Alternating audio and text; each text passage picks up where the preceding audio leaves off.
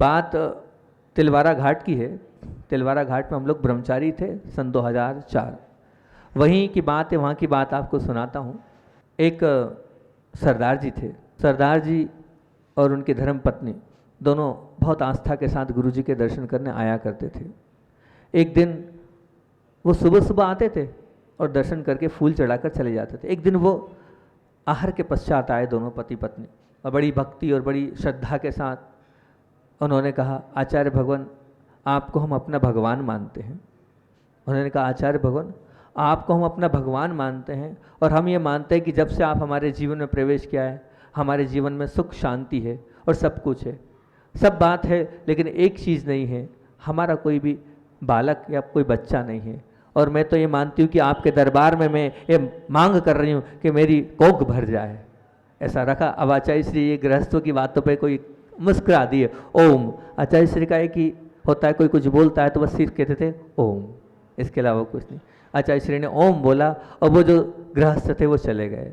जाने के बाद चले तो गए, साल भर बाद लगभग वो वापस आए। एक साल या 1.5 साल के बाद बोहरी वन में थे।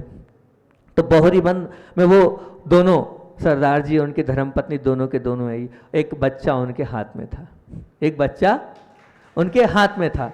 अब देखना, वो बच्चा लेके आए और बच्चा लाने के बाद उन्होंने वहाँ पर रखा उस बच्चे को, और बच्चे को रखने के बाद आचार्य से कहा, अरे गुरुजी हमें ऐसा बच्चा नहीं चाहिए था, हमें ये बच्चा नहीं चाहिए। क्यों, क्या हुआ? बोले ये बच्चा रोता भी ना, तो रोता है ना कुछ बोलता है और ना कुछ खाता है, ऐसा बच्चा किस काम का? हमें ऐसा बच्चे की थोड़ी आपसे आशीर्वाद मांगे थे, या तो ये अच्छा हो जाए नहीं तो उसको आप ही रखो, हम नहीं जानते।